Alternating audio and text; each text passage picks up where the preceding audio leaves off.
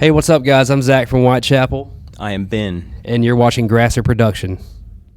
Hi, and welcome to Grasser Production. My name is Andrea, and today we're having a little chat with Ben and Zach of Whitechapel here in Munich. Hi, guys. Thanks for taking your time. Of course. You're playing with August Burns Red and In Heart's Wake as support for Heaven Shall Burn's headliner tour. Sounds pretty cool, right? Oh, yeah. How do you feel about being a part of such a gigantic tour and for kicking off the shows?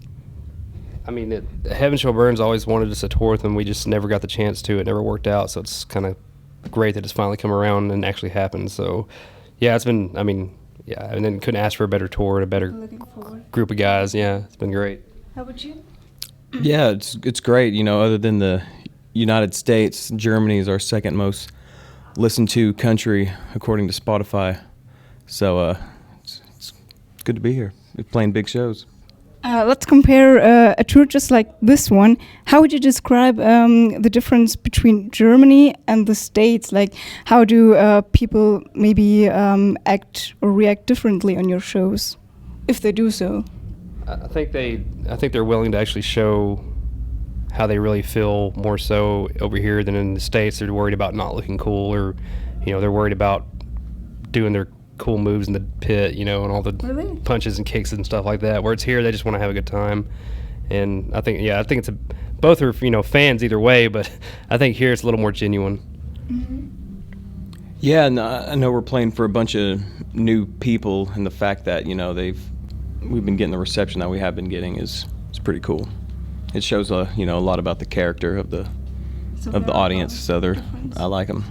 Yeah. Since we're speaking about the tour, I've seen that you've been to In Flames' restaurant 2112 in Gothenburg.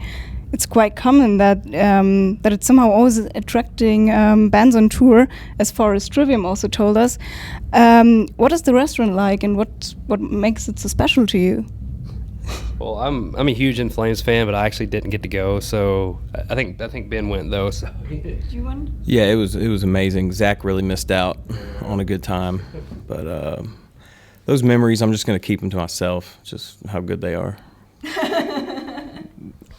So you can't tell us anything? Well, okay. So we did get star treatment. Like, we showed up and the place was packed, and we kind of dropped the line that we were in a band playing down the street, and they took us directly to a back, sort of like little dining area that we could eat, and it was great. They brew their own beer. Yeah, VIP. Yep. Mm-hmm. That sounds nice. Yeah, but of course it's not always easy, and there are obstacles on the way every now and then. In August last year, your former drummer Ben left Whitechapel. If our research was correct, Ernie Inges is helping you out on this tour, is that right? Correct. Can you tell us something about the future regarding him? Like, is he gonna become a full member of Whitechapel maybe someday? Or can't you tell at the moment? We don't know yet. We can't really just say anything about it right now, because even we don't know. So it's just right now we're just going with the motions and just trying to get tours done and put on a proper show. So that's really what matters the most right now. So just what Whitechapel is the five of us on stage. The five of us since the beginning, since the first album. That's what Whitechapel is. So it's always going to be. So it doesn't really matter what who's playing drums for us at this point. Mm-hmm. It's not quite common for bands to stick together in a particular setting for such a long time. So you had some member changes. It's still pretty moderate. What is it that keeps you guys together as a band for all these years now? What do you possibly do different from other bands?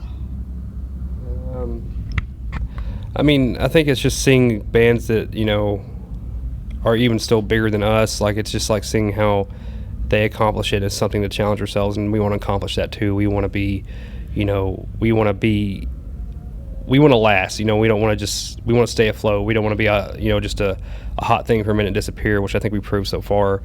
And I think getting there is part of the challenge and something that we want to keep doing as far as a band. And like he said, we don't want to settle.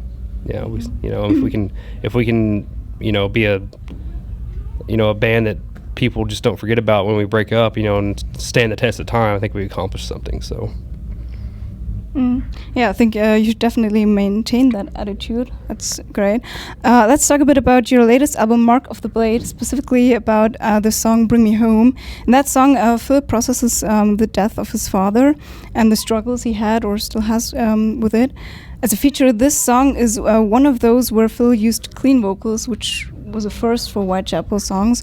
Like for me, it just fits better with the lyrical substance, but is that also why you chose clean vocals in that song, or is there another reason why you thought that fits just better? I think it's just another element to use in your music. It's just everybody made a big deal about it. It's just, I know it's typical to say, well, it's not a big deal, but it's just another weapon we have when it comes to our choices in making music. So I think it honestly fit, and Savage wrote the song, and Phil just felt that it worked. We've always wanted to try it, but it had to work and it had to feel right. And yeah, I think that was just a smart choice, and just making it come across the way it was supposed to. Yeah. But okay. And another lyric, or a lyric that stuck in my mind is, this is what we have become, a self-absorbed population of scum. From your song Elitist Ones, what is the song generally about, and to what is that specific part referring to? I can't really interpret what Phil writes about. I can only take my interpretation away from it. So I don't have a solid answer for you because I could be totally wrong. But I think it's not. I don't think it's pointed at anybody specifically. I think it's more people in general, or, if you think it relates to you, then maybe it does. Maybe that's the idea. So, but I don't know. Savage might know some more about that one. I'm not trying to make, an assumption about the song that I never really dug into. So. Okay. Yeah, we don't want to name any names or anything. Yeah. So, but I mean, it's just stuff we talk about, amongst ourselves on the bus, about like certain people or certain bands, but. We'll never say. Maybe that's for the better. As fans are always complaining about stuff that changes within their favorite bands, I'm pretty sure there are also bands that do complain a lot. How would you describe your situation in the music scene? Are there any things that really bother you, or that you would like to see being changed? How much time do you have? Yeah. No, I mean that's a loaded question. I can't really answer much of that. Yeah, it's more things that we discuss amongst ourselves. You know what I mean? Mm-hmm. It's just stuff that inevitably on the inside you see it and you can't change it. Right? You can't really do much about it right now. So that's just part of it, though. That's any job. And this is as much as we love our job, this is a job for us. So there are also downsides to it. Another topic that is concerning musicians these days are streaming services. Though I think that artists voluntarily decide if they want to share their music on these services, it still has changed a lot in the music industry. In your case, can you still make a living out of your music, or do you rather have to put much more effort in like touring or merchandise or whatnot? You just have to, sort of budget everything out. Be smart about your decisions. I don't know. You just have to put out quality content. That's in this day and age. That's it. As far as merchandise goes, music, how much you put yourself out there on the socials. Do you think it is still possible to make a living out of music? Yes. Or if it only... Yes. Yeah. It is definitely possible. It's hard. I mean, it's a hard road, but you can definitely make a living off of it.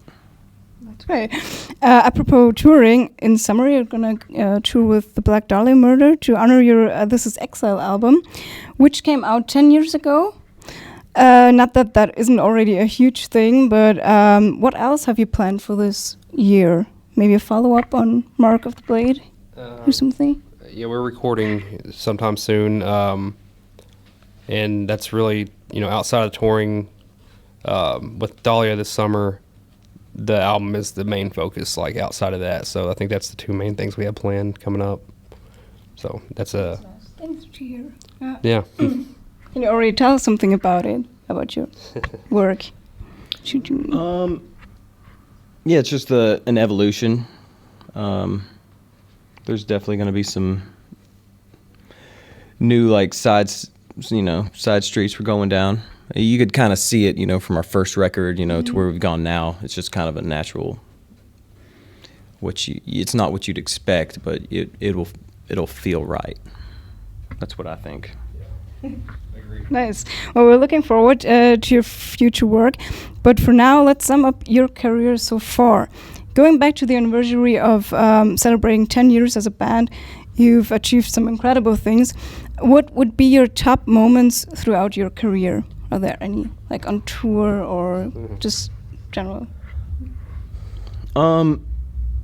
Maybe last year we did a headlining tour where we played celebrated our first album, and that was cool. Just the amount of never thought that we'd be doing a tour on our first record 10 years later, and it was successful. And that's probably that's pretty cool. For you? Our fill-in drummer right now, Ernie, he actually informed me last night that when we played a show in California on the Devil Driver tour, we did a co-headliner with them a few years ago, that Jim Carrey was at the show at the bar watching it the whole time. And that guy being a childhood hero of mine, that was I'm just going to say that was a pretty big success for me. So if Jim Carrey watched at least 5 minutes of my band play, I don't care. That's fine. That's amazing for me. But yeah, that's just one of the many things that, I consider a success as this band. So. Great. Well, then all there is left to say is too many more epic moments that you can tell in another 10 years, maybe. Thank you guys so much for your insights, and have a blast on your tour. Thank you. Thank you. Bye. See ya.